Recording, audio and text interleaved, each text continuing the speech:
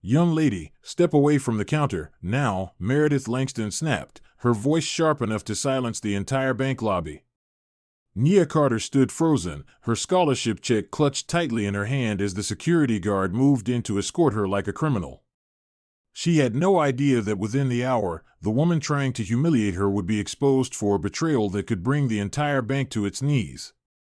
Nia Carter stood at the edge of the marble steps leading into the Bank of Union Square, her heart pounding with a strange mix of excitement and dread. The cool Atlanta breeze tousled the collar of her dark blue STEM Academy blazer as she clutched a neatly organized folder to her chest, the folder that contained her ID, student bank information, and the $7,500 scholarship check she had earned with every ounce of effort over the past 2 years. This wasn't just any bank. Union Square was one of those institutions with mahogany-paneled walls, soft-spoken tellers in navy suits, and an air of quiet exclusivity that seemed to whisper, "This place isn't for everyone." But Nia had every right to be here. She had earned it. At just 15, Nia had already won a full ride to a prestigious STEM summer residency at Emory University, funded by a private endowment for young black innovators. Her father had proudly taken the photo of her holding the scholarship letter, and her mother had insisted on letting her take the bus downtown alone, saying, "You're ready to do these things on your own now." And so, here she was. She stepped inside. The floor was polished like a mirror, reflecting the chandelier lights from above. Every footstep seemed to echo a little too loudly. White professionals in tailored suits sat in the waiting lounge, sipping complimentary bottled water and scrolling on phones that probably cost more than her whole year's tuition. Nia walked up to the counter labeled Customer Services, Personal Accounts. Behind the desk stood a woman with sleek blonde hair and a stiff smile that didn't reach her eyes. The name tag on her navy lapel read Cynthia Holmes. Nia gave her best polite smile and approached. "Hi. I'd like to deposit a check into my account," she said, carefully placing the folder on the counter and opening it. Cynthia glanced at the check and her expression shifted. Her eyes narrowed just slightly, and then she looked back at Nia with a half-raised brow. "This is a pretty large amount," she said slowly, holding the check up to the light like it might be laced with fraud. "Where did you get this?" "It's a scholarship," Nia replied calmly. "I won it through the National STEM Scholars Program. It's all in the letter there." Cynthia didn't touch the letter. She pressed a discreet button under the counter, then stepped away, muttering something about protocol. Nia blinked, confused, as the bank's branch manager emerged from a back hallway. Meredith Langston was a tall woman with sharp cheekbones, a glossy silver bob, and an air of effortless authority, the kind of authority that had never once been questioned in a place like this. She didn't greet Nia. She didn't even look her in the eye. She picked up the check, scanned it once, and then looked back at Cynthia with a knowing smirk. "Another one," she said under her breath, but loud enough for nearby staff to hear. "We've had some suspicious activity lately. Better be safe than sorry." "Excuse me?" Nia asked, her voice quiet but firm. "There's nothing suspicious about my check. I have all the paperwork." Meredith finally looked at her then, really looked, and her eyes were full of something cold and sour. "Young lady," she said slowly, like she was trying to explain math to a toddler, "this kind of money doesn't usually come through scholarship programs. Especially not ones like this. We'll need to verify." Before Nia could protest, Meredith turned to a nearby security guard. "James, would you mind having her stand over by the entrance while we complete the verification? We'll need her documents." James, a bulky man in a dark suit, approached with a blank expression and gently took the folder from Nia's hands. "Please follow me, miss," he said, not unkindly, but without any room for argument. Nia's mouth opened to speak, to object, but then closed again. What was she going to say? That they were being racist? That they were making her feel like a criminal in a place where she had done absolutely nothing wrong? She followed silently. James positioned her in a corner of the lobby, just inside the large glass doors, within view of everyone but far from any service desk. "Just stay here. Don't leave until they say so," he muttered, before walking off. And so she stood. Minute after minute ticked by on the giant brass clock above the tellers. At first, Nia tried to stay composed. She replayed the scholarship ceremony in her mind, the moment they called her name, the applause, her mother's tears. But the longer she stood there, the harder it became to breathe. She watched white customers come and go, smiling, laughing, even complaining about wait times as they were ushered into private rooms with coffee and water. And she stood. Alone. At one point, an elderly man dropped his pen near her feet and apologized profusely as he retrieved it. His gaze lingered on her with the kind of pity reserved for someone who clearly didn't belong. Nia's cheeks burned. She tried to reach into her pocket for her phone but remembered it was in her locker at school. She hadn't needed it today. Her plan had been simple: deposit the check, head home, call her mom to say all went well. But all was not well. She looked toward the teller windows again. Meredith was chatting with another customer, laughing like nothing had happened. Cynthia was back behind the counter, typing briskly and avoiding eye contact. And then there was another person, Leah Chen, a young teller at the far window, maybe 23 at most. Leah kept glancing over at Nia. Their eyes met once. Leah looked away quickly. But Nia saw it, saw the unease in the young woman's face, the flicker of guilt. An hour passed. Then another. The longer she stood, the more invisible she became. One woman walked right past her muttering, "Some people have no shame." At one point, James returned to tell her it would just be a bit longer, and that they were still verifying her documentation. Her back ached. Her legs throbbed. But she didn't sit. She wouldn't give them the satisfaction. And still, nobody offered her a phone. Nobody checked on her. Nobody cared. In that corner of polished glass and corporate coldness, a 15-year-old girl was learning something her textbooks had never taught. No matter how brilliant you are, no matter how hard you work, some people will only see what they want to see. And what they saw was a black girl with a large check. Suspicious by default. The irony, of course, was painful. Because just upstairs, behind layers of corporate walls, sat a boardroom with plaques on the wall praising diversity and inclusion. Just last month, the bank's social media proudly highlighted our commitment to young scholars of color. But here, in the flagship branch of Bank of Union Square, that commitment meant nothing. As the third hour crept past, Nia finally allowed herself to lean against the wall. Her mind wandered to the folded note her mom had slipped in her folder that morning. She hadn't read it yet. She had wanted to wait until after the deposit, something to celebrate. But now, she wished she had that comfort. Across the room, Leah Chen was still watching. And something in her expression had changed. The discomfort was now joined by determination. She picked up her cleaning rag and a stack of brochures, then began slowly walking toward the corner of the lobby, as if just tidying up. She stopped near Nia and bent down as if adjusting the stand. Without looking up, Leah whispered, "This isn't right. They're not even checking anything. They're just watching you." Nia's eyes widened. "Can you call someone?" she whispered back. Leah hesitated, then glanced over her shoulder. She reached into her apron and pulled out a slim phone. "My break is in 5 minutes. Take this. Call whoever you trust. Fast." And just like that, the cold weight of 3 hours lifted, if only slightly. Nia looked down at the glowing phone in her hand. Her fingers trembled. As she dialed the only number that mattered. The one man who could fix all this. "Uncle Malcolm," she said when the call connected. "I need you to come to the Union Square branch. Right now." She paused. "They took my check. And they won't let me leave." Silence on the other end. Then his deep voice, calm but ice cold. "Stay exactly where you are," he said. "You're not the only one they didn't recognize today." And as Nia clutched the phone, her pulse steadying, she had no idea that within 30 minutes, the entire bank would be standing still. And Meredith Langston would wish she had never underestimated a young black girl with a scholarship check and a last name that held more power than she ever imagined. And as Nia clutched the phone, her pulse steadying, she had no idea that within 30 minutes, the entire bank would be standing still. And Meredith Langston would wish she had never underestimated a young black girl with a scholarship check and a last name that held more power than she ever imagined.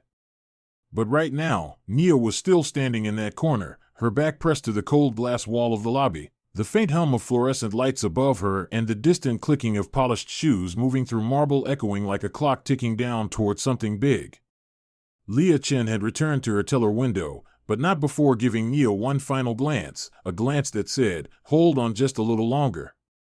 With the borrowed phone tucked in her blazer pocket and her uncle now on his way, Nia's breathing began to slow.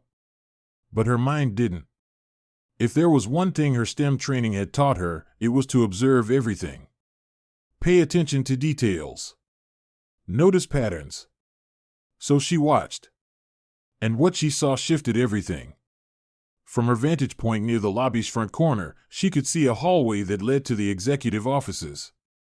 One door, Meredith Langston's, was slightly ajar. Just enough to seem unnoticeably open. Just enough for someone positioned precisely where Nia was to catch a glimpse. At first, it was nothing more than faint voices, the low hum of business as usual. But then, movement. Meredith entered her office briskly, not alone. With her was a tall man in a gray suit and black-framed glasses, Charles Whitmore, though Nia didn't know his name yet. She'd seen his face before. Not in person, but on one of her uncle's old finance magazines that had been lying on the kitchen table.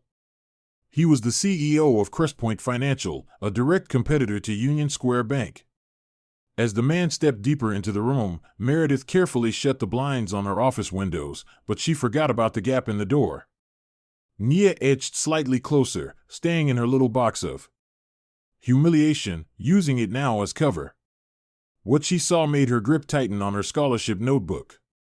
Meredith opened a drawer, pulled out a thick manila folder labeled in red block letters, "Confidential, Union Acquisition," and handed it across the desk. Nia's heart skipped. She watched Charles open the folder with calculated precision, flipping through client files, merger timelines, and internal financials, things no outsider should ever have access to.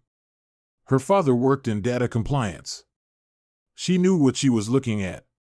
This wasn't just suspicious. It was betrayal. Corporate espionage. While she stood under suspicion for depositing a legal check, this was happening behind closed doors, except not entirely closed, thanks to Meredith's oversight. Nia didn't panic. She reacted. She reached into her blazer pocket and pulled out her leather-bound scholarship journal, the one she took everywhere to jot down ideas, formulas, and inspiration. Today, it would serve a far more urgent purpose. She quietly flipped to a blank page and began to write. Timestamps. Quotes. Visual details. 1:47 p.m., folder labeled Confidential, Union Acquisition exchanged. 1:49 p.m., subject, tall black male, gray suit, black-framed glasses, possibly Charles Whitmore. Key phrases overheard: client retention targets, flagged high-value accounts for migration, your board will never see it coming. Her handwriting was precise, her spacing perfect. She had been journaling since she was 10, and now, in this moment, her skill was a shield. She didn't know what she'd do with the information yet. But instinct told her this wasn't something to ignore. Just as she finished recording a quote about priority account mapping, a sudden voice snapped her back to the present. "Excuse me," came a whisper so soft it barely registered. It was Leah Chen, now standing beside her, once again pretending to wipe the chrome leg of a nearby display stand. "I don't know what you just saw," she said. Quickly, "but whatever it is, it's bad. I don't think anyone else has noticed. I shouldn't be saying this, but they're not even verifying your paperwork. They're just holding you." She glanced around, lowered her voice even more. "This isn't protocol. This is targeted." Nia looked at her, stunned.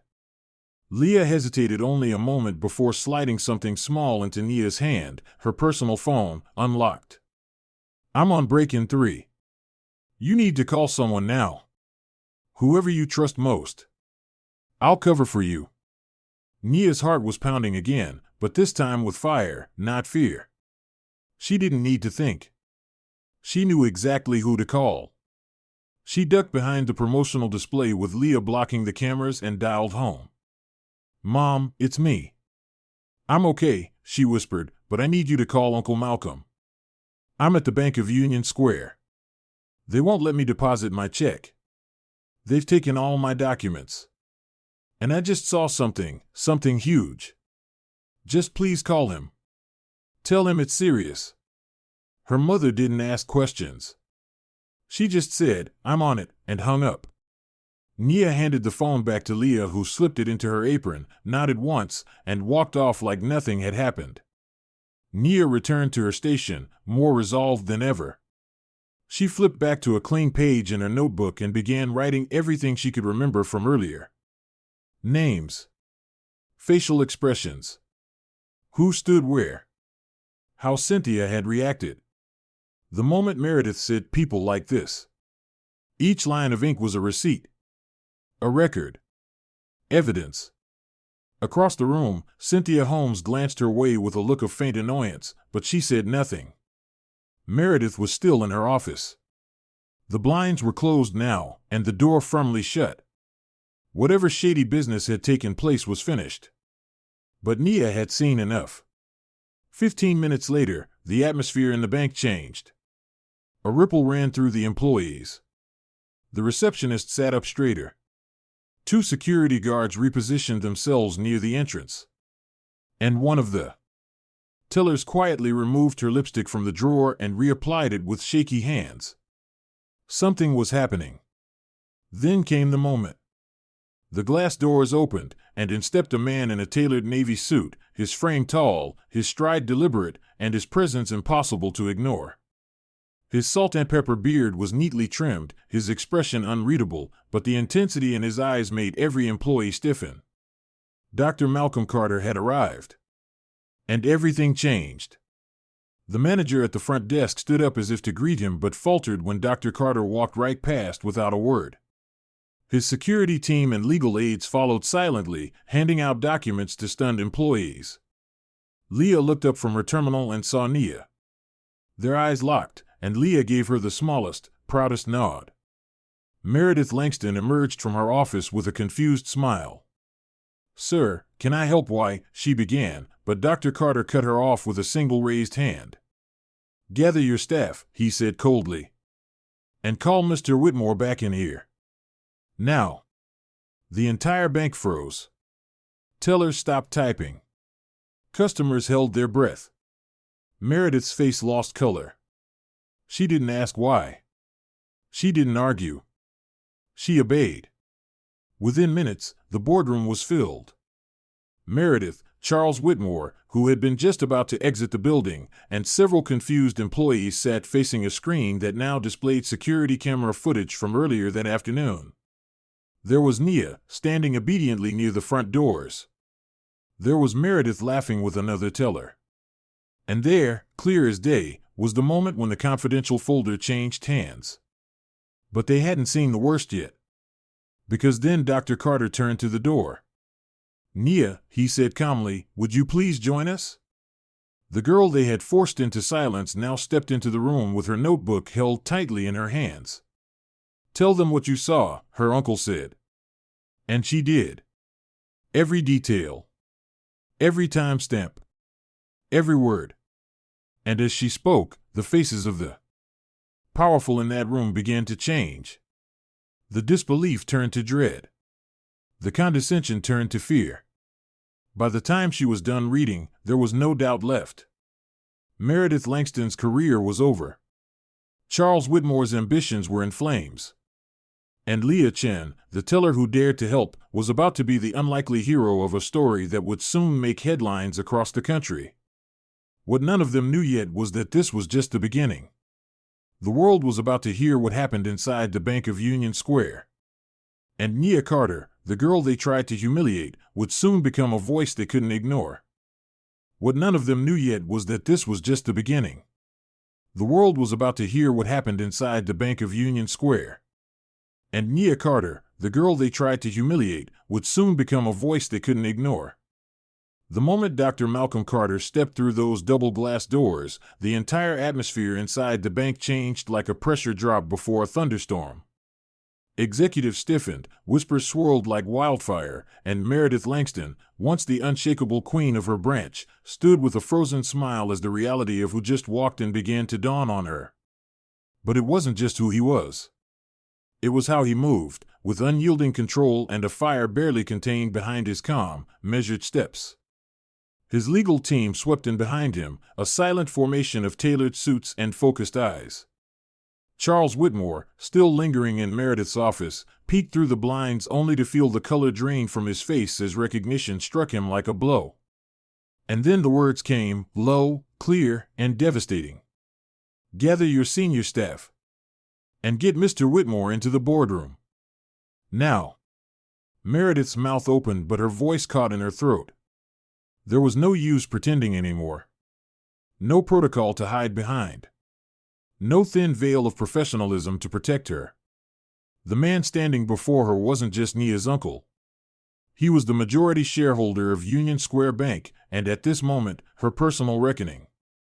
Within 15 minutes, the executive conference room had transformed from a quiet strategy space into something closer to a courtroom. Meredith and Charles were seated at the long walnut table, now stripped of its usual power. Dr. Carter stood at the head with his arms crossed, flanked by 2 legal counsels and a security tech preparing the surveillance system. Behind them, the large screen on the far wall flickered to life. "You claim to run this branch by the book," Dr. Carter said, his voice calm, almost surgical in its precision.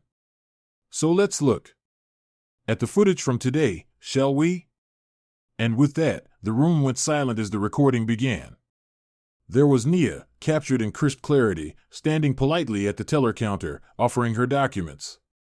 Meredith appeared seconds later, snatching the check, glancing at the ID but never verifying it, issuing the order to have Nia removed to the corner. Then came the footage from the lobby, 3 long hours condensed into a surreal playback of humiliation. Nia standing. Nia waiting. Nia being ignored. White customer after white customer breezing in and out, offered smiles, coffee, expedited service, while the 15-year-old girl with the scholarship check was treated like a criminal in plain sight. Meredith said nothing. Charles shifted in his seat. But Dr. Carter didn't look away. He let it play. And then came the bombshell. "Camera 4, the tech announced." The footage shifted to a hallway angle. The moment the door cracked open. The silent exchange. Meredith handing the thick folder marked "Confidential, Union Acquisition" to Charles Whitmore. Charles flipping through it like it was a menu. The 2 leaning in close, speaking in hushed tones, oblivious to the security camera angled from above. "Pause there," Dr. Carter instructed. The screen froze. "That document contains proprietary data about our client acquisition strategy," he continued, his tone ice cold. "Theft of that nature is not just unethical, it's criminal."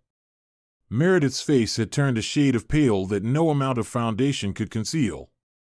Charles cleared his throat, trying to recover. "This is all a misunderstanding," he said, his voice suddenly unsure. "This was exploratory discussion." "Exploratory?" Dr. Carter repeated, stepping forward. "With a competitor's CEO? In a branch you don't belong in? With documents you don't have authorization to see?" Silence. Then Dr. Carter turned toward the door. "Nia," he said, loud enough for the hallway to hear. She entered quietly, still in her uniform, her scholarship journal pressed to her chest. Leah Chen was with her, standing just behind, her face pale but determined. "Would you please read what you wrote down during the exchange?" Dr. Carter asked. Nia opened her notebook, her voice steady. 1:47 p.m., Meredith Langston enters office with Charles Whitmore, who is not listed on our customer registry. Folder labeled confidential, union acquisition is placed on desk and handed over. Mr. Whitmore reviews contents for 2 minutes. Phrases heard: client flagging strategy, transfer high-value portfolios. This will give Crestpoint a jump before the merger announcement. She continued, page after page, reading every quote, every detail, every movement she recorded from her corner post. By the time she finished, no one in the room doubted what had happened. And then came the final blow. Would you please step aside for a moment, Dr. Carter told Nia. Miss Chen, please come forward. Leah's voice trembled slightly as she began, but she didn't stop. She confirmed the moment Meredith ordered Nia's documents held. She confirmed that Nia was never logged in for verification. She described how Meredith referred to her as one of those cases we should stall. And finally, she admitted, with quiet courage, that she'd watched this pattern happen before, but had never spoken up. Today, she said, looking directly at Meredith, was the last time I'll stay silent. Dr. Carter nodded. Thank you, Miss Chen. That kind of integrity is what we want this company to stand for. He turned to security. Please escort Ms. Langston and Mr. Whitmore to the downstairs legal suite. They are to surrender any devices, and a federal investigator will be joining us shortly. Gasps rippled from the hall. Meredith stood slowly, as if still in shock. Charles looked stunned, cornered by consequences he hadn't imagined. The two were led out of the room. Just hours earlier, Meredith Langston had been the queen of this branch. Now, she was a cautionary tale. Later that evening, a press conference was held in the bank's main lobby. Cameras rolled. Microphones lined the podium. Dr. Carter stood beside the American flag and Union Square's emblem, flanked by board members and legal advisors. Nia stood to his right. Leah Chen to his left. Today, Dr. Carter began, we were reminded that no system is immune to bias, corruption, or abuse of power. What happened in this branch was not only unethical, it was illegal. But perhaps most concerning, it was personal. He looked to Nia. My niece came here with a legitimate scholarship check, earned through talent and hard work. She was held for 3 hours without cause, treated with suspicion, and denied access to basic service because of assumptions about her age, her background, and her appearance. That ends today. He then turned to the crowd. We are launching a full equity audit of every branch in this company. We will review hiring practices, complaint handling, and customer treatment protocols. And those who chose silence over justice will no longer have a place here. The audience applauded. Some with tears in their eyes. Others with nods of solemn agreement. And then, in a moment that no one expected, Dr. Carter stepped aside and handed the podium to Nia.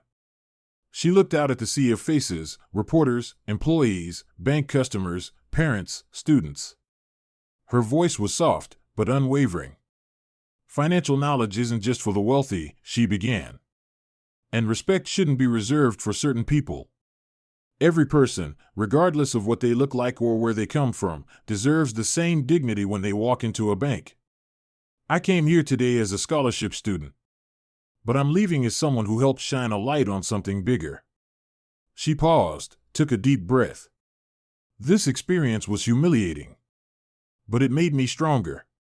And I hope that from now on, no young girl, no person of color, has to go through what I did just to access what's already theirs. Applause roared through the room.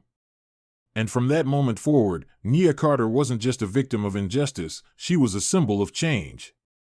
Within weeks, Union Square Bank launched its Youth Equity Initiative, and at the very first Youth Financial Literacy Summit held that fall, Nia stood center stage, no longer isolated in a corner, but standing tall under the spotlight, teaching others how to own their worth and speak their truth. Her notebook? It now sat behind glass at the company's headquarters, a reminder of the day a young black girl wrote down the truth and changed everything. In telling the story of young Nia Carter, I wanted to shine a light on an experience that, unfortunately, is all too real for many people, especially young people of color, across this country. Nia walked into the Bank of Union Square full of pride and purpose, ready to take her next step in a journey she had earned through intelligence, discipline, and grace. But instead of being met with encouragement or professionalism, she was greeted with doubt, suspicion, and discrimination, not because of what she had done, but simply because of who she was and how she looked. The real injustice wasn't just in how Nia was treated, it was how many bystanders stayed silent. How her confidence was questioned, her identity ignored, and her humanity overlooked. And yet, Nia didn't shrink. She didn't give up. She observed, documented, and stood tall, even when others tried to reduce her to nothing more than a stereotype. That's what courage looks like. That's what resilience sounds like. And that's what change requires. There's a lesson here for every one of us. Do not underestimate the quiet ones. Do not overlook the young. Do not judge people based on appearances, income, or assumptions. Justice doesn't just happen in courtrooms, it happens in lobbies, behind teller counters, and inside boardrooms when people choose to do the right thing even when it's risky, even when it's uncomfortable. And if you ever find yourself in a position of power, whether you're a bank manager, a teacher, a business owner, or even just someone standing nearby, remember that silence is not neutrality. Silence is complicity. Speak up. Intervene. And if you don't know what to say, at least stand beside the one being targeted. Sometimes your presence is the shield someone needs. To every young person watching this, your voice matters. Your ideas matter. And most of all, your dignity is not up for negotiation. If someone ever tries to make you feel small, remember Nia's story. Remember that the most powerful change can start with a pen, a notebook, and the truth. And to our viewers, thank you for listening. Thank you for standing with us in exposing injustice and sharing these stories that might otherwise be overlooked. Here at us, Justice Stories, we are committed to lifting up voices that need to be heard and reminding everyone that justice is not just an idea, it's a responsibility. If this story moved you, share it with someone. Talk about it. Teach it. Because one voice can spark awareness, but many voices together can build a movement. Thank you for watching. And as always, stay aware, stay kind, and stay brave.